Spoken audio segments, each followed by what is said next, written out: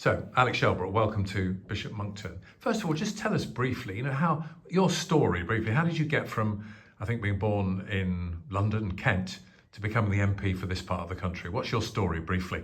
Yeah, briefly, I did an engineering degree at Brunel University, mechanical engineering, with the aim of going to the Royal Navy. And I got a commission from the Royal Navy to be an engineering officer, but it didn't work out for me, and I left in my training. And from there, what do? And I took a job at the University of Leeds in their engineering department, and that's what brought me to Yorkshire. That's what brought me to Leeds. And I ended up always living in this constituency, but I moved. And the bit I originally lived in is now not in the constituency, but it's always been my community. And I wanted to be a member of Parliament, or a politician, from quite a young age. But I wanted to also have a career sorted out first. So I didn't actually get involved in politics until I was 24, became a councillor and then became the Member of Parliament. So briefly, that's the story. And you mentioned the constituency. Some people would look at the shape of it and say it's a pretty weird constituency. It spans two counties, isn't it? Part of it's West Yorkshire, part of it North Yorkshire. And some of the places, Wetherby, Easingwold, don't at face value appear to have that much in common with each other. How do you represent, an area like that? Well, I mean, really, they've sort of developed the old Vale of York constituency a bit further south and a bit further west. And they did it because the old seat of Elmet and Rothwell got blown up 4 ways, doesn't exist. So 44% of this seat was where I've been representing, I think, 2010, some since 2004. And then they nibbled off the other seats which are too big, and there was quite a big change. We took 20% of Thurston Moulton, and he took some of Richmond to get it the right size. But, Wetherby and Easingwold are market towns, and Borough Bridge, really, in some ways. And Tadcaster, obviously, is a brewing town. The old constituency, I've always represented quite a few villages. And so what you tend to find is market towns, villages, they have a lot of the same issues. Flooding is an issue that seems to go across a lot of villages, and already done quite a bit in this village. Market towns, parking, rates of businesses, all these things are very similar because they might vary in size, but they're the same sort of environments. You mentioned flooding, and that obviously is a big issue in this village. Broadly, and you've met Yorkshire Water a month ago, I think, in connection with it here. Broadly, what's your view of their attitude towards the flooding issues here?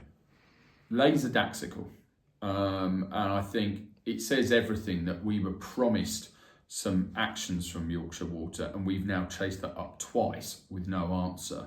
I'm actually speaking in a flooding debate on Monday, general debate. I am going to raise these issues that they're just not getting back to us. So just to be clear, they haven't, I think there were 3 or 4 points you agreed with them as a result of that meeting.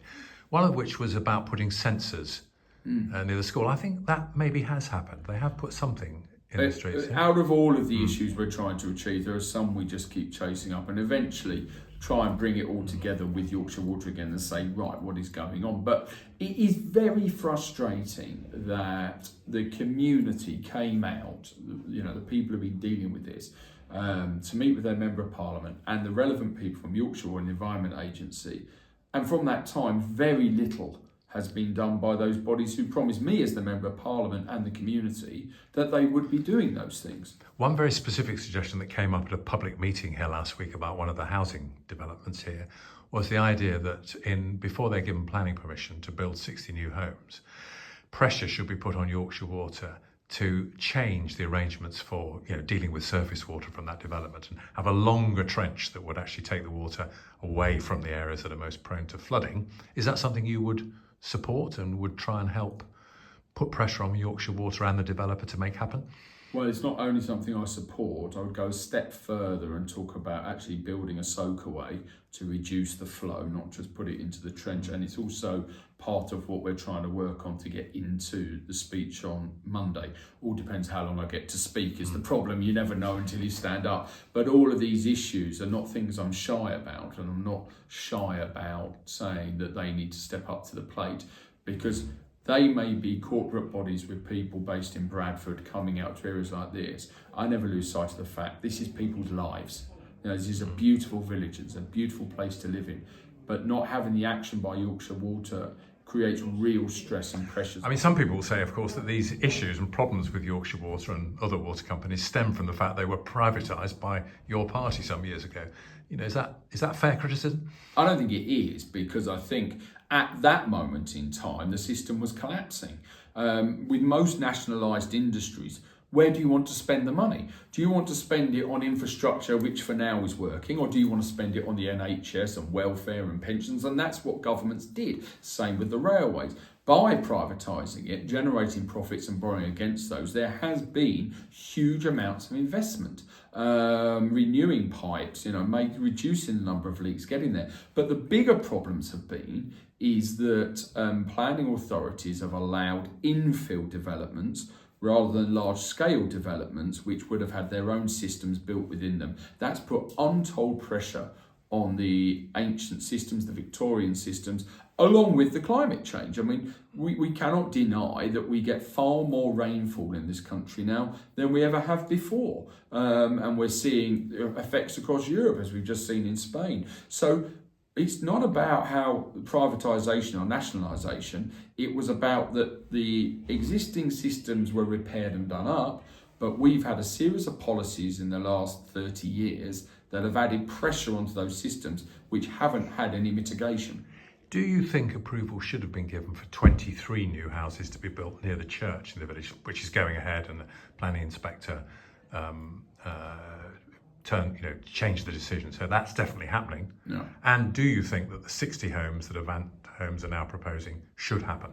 I think the problem is that some people would say it's good to have new homes to help support the village, and other people would say, no, it's changing the character of the village and moving out. What I'm interested in is how are you going to use and how are you going to get the companies building those to help alleviate the problems that exist in this village? This is why I'm talking about soakaways, trying to reduce the flow of water going in. Don't just add the pressures onto the existing system which already can't cope.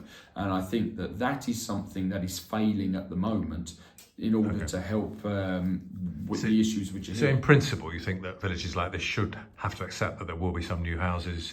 That's just the way things are. We need more houses across the country, so we need to take our fair share. I would always rather see standalone developments built which can have new facilities and services put into them and the sewage systems, etc., to cope with that.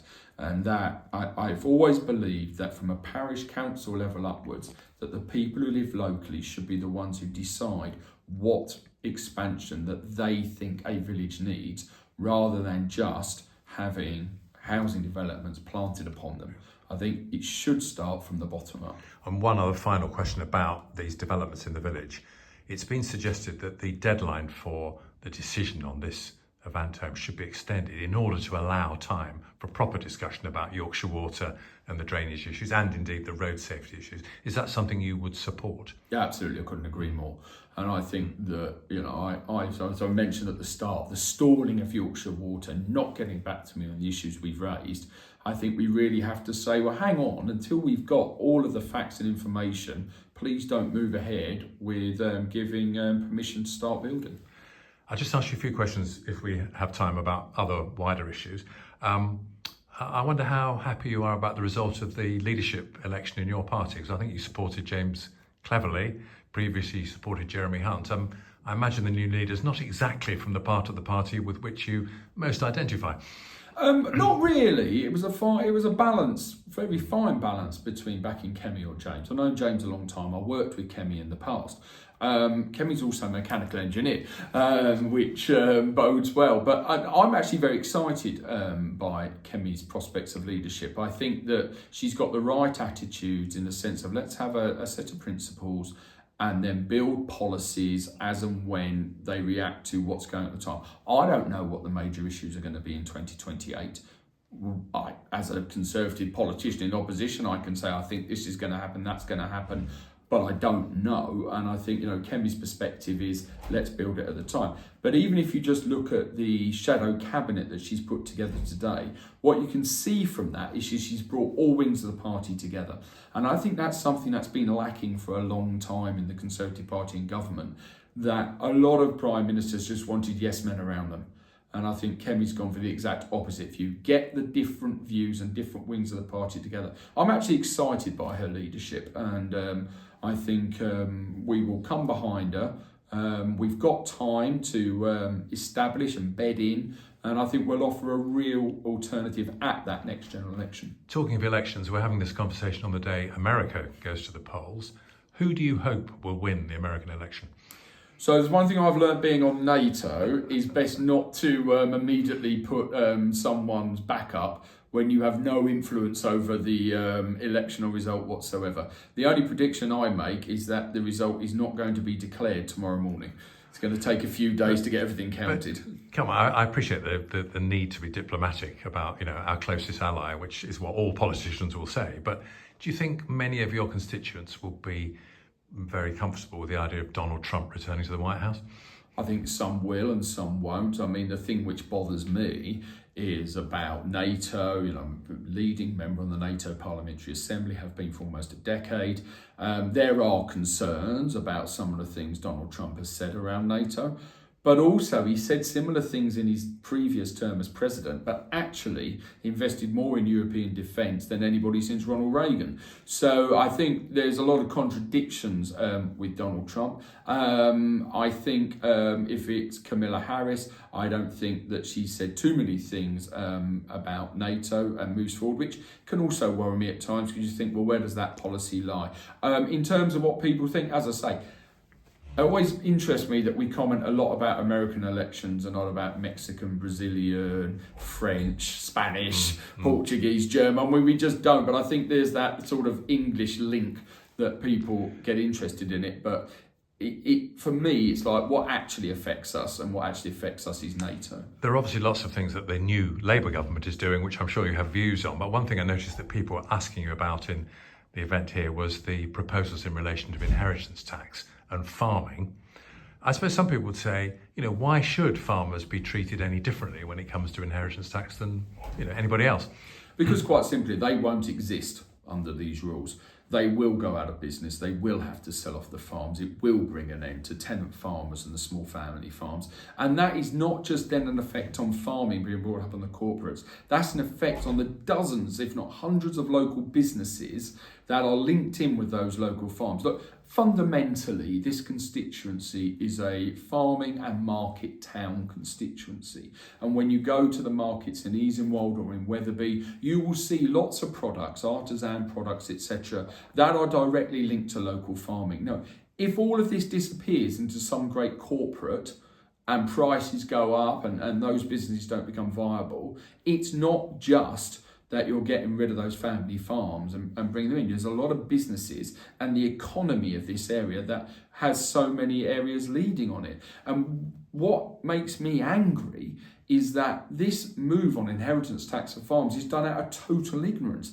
Even if we take just the lowest estimates of 2.3 million value, even if we say there's some debate about is it 1 million or 2 million you can inherit, okay, so you've got 50% off that, but let's, for argument's sake, that you could have an inheritance tax bill of £60,000. Farms don't have that cash. They don't have it. They're asset rich, cash poor. It all gets invested back in because it's a way of life, and it's about feeding the country, and it's been passed down through the generations, and they simply don't have that cash, so they will have to sell it off. And a very final question about one other thing that's been controversial since the election, the abolition, if you like, of the winter fuel payment for most pensioners. I mean, you must know that in your constituency, there's an awful lot of people who've been receiving that who really don't need the money. But I think you opposed it, didn't you?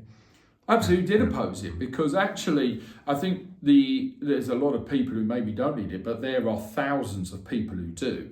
And I think one of the reasons it went to everybody, because it's cheaper to administer it like that than means test it with a 200-page document that you have to do, etc. To do it in September, well, actually it was July, but to do it with short notice leading up to when you actually are going to have those energy bills, I think is cruel. It didn't give people any time to budget. And we are talking about many, many households. I mean, North Yorkshire, the leafy areas of West Yorkshire, the Golden Triangle, if you will. People think these are highly affluent, wealthy areas. But I will take you to areas of extreme poverty in these constituencies who rely on that fuel benefit at a time when costs are going up. We spoke earlier about NATO and the work I do on that. You know, we live in a very unstable world, and that will always have an effect on energy prices. And by no means is anything settled yet, as indeed we were just talking about with the American election. We don't know where that will lead. To take this away at that time, it's going to affect far more people than it doesn't.